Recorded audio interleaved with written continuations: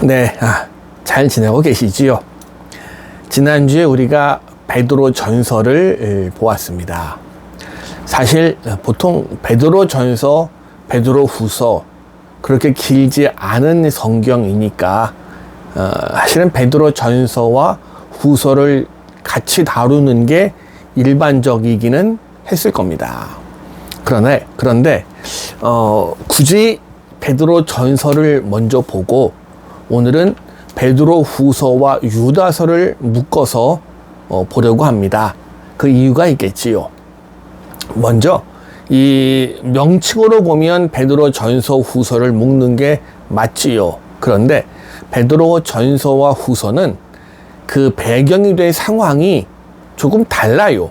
오히려 배경이 된 상황은 베드로 후서와 유다서가 흡사합니다. 그래서 고민하다가 베드로 전서를 따로 보고 베드로 후서와 유다서를 묶어서 이번 시간에 보게 되었습니다.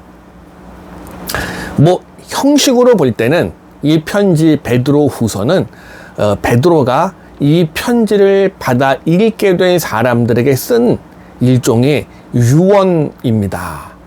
그건 1장 12절로 15절까지가 그 배경이라고 말할 수가 있겠습니다.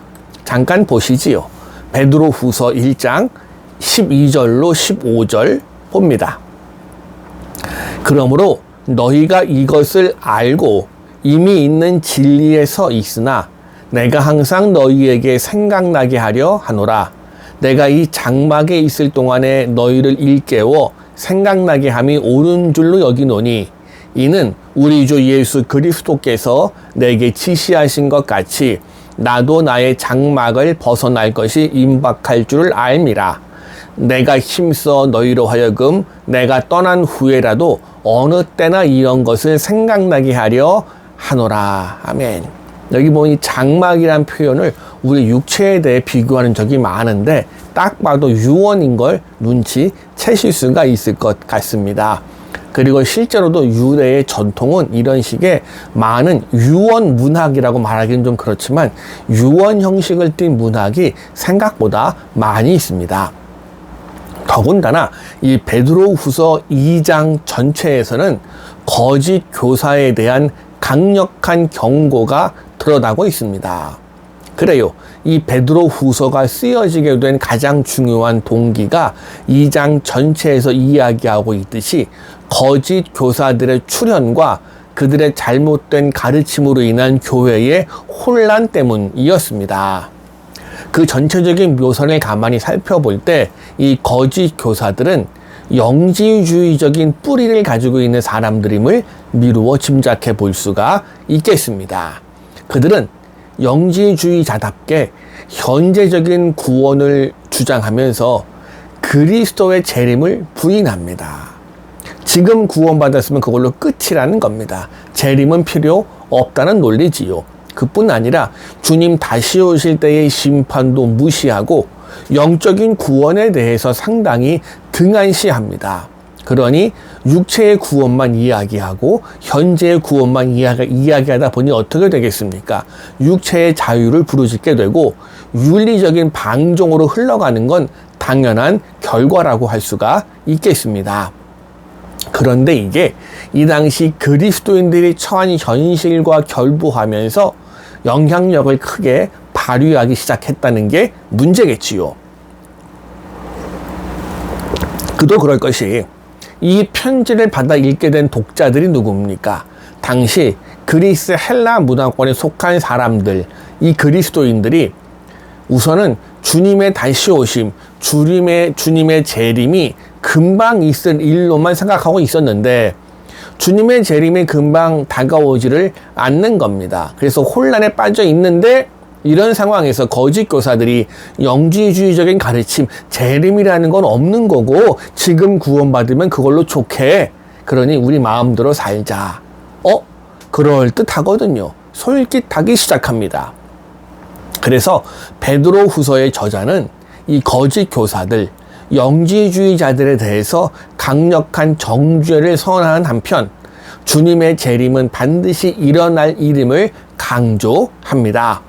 주님의 재림이 왜 금방 일어나지 않고 지체되는지에 대해서 또한 설명을 하는데, 이건 주님의 재림이 지체되는 건 우리 시간이 아니라 하나님의 시간 계획에 따른 것이고, 오히려 주님의 재림이 우리가 볼 때 지체되는 것처럼 보이는 게 우리에게 더 큰 은혜라는 겁니다. 자, 먼저 본문 3장 8절에서 10절을 봅니다. 3장 8절에서 10절입니다.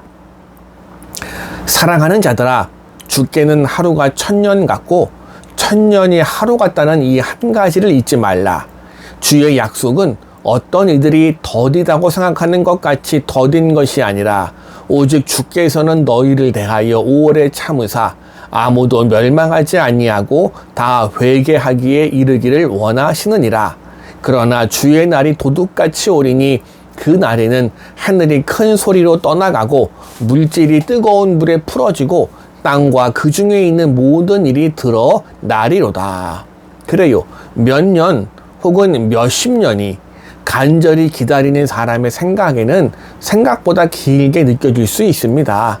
그러나 하나님의 입장에선 그 시간은 영원한 시간의 한 점에 불과하지요.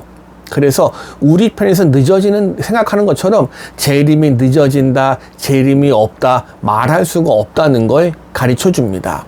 즉 우리의 시간은 그냥 흘러가는 시간, 카이로스의 시간일지 모르지만 하나님의 시간은 크로노스의 시간, 어느 결정적인 그 순간의 시간임을 우리가 잊지 말아야 하겠지요.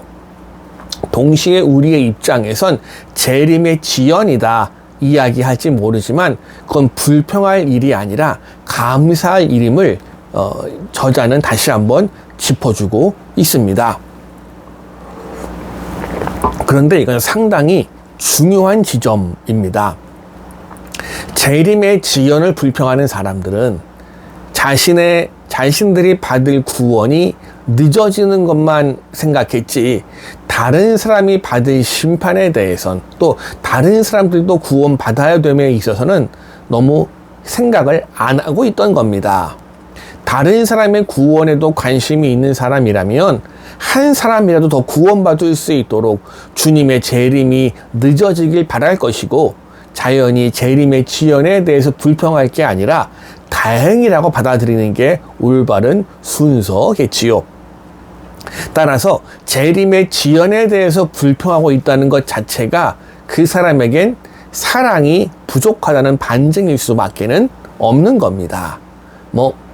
재림에 대해서 강력한 소망을 갖고 있다는 점에 대해서는 신앙이 좋다고 할 수 있겠지만요, 이웃에 대한 사랑의 정도로 볼 때는 그렇게 좋다고 말할 수는 없겠지요. 이어서 이 베드로 후서의 저자는 재림에 대한 믿음은 결국 언제 다시 오실지 모르니 그때까지 성결한 삶으로 이어져야 됨을 이야기해 줍니다.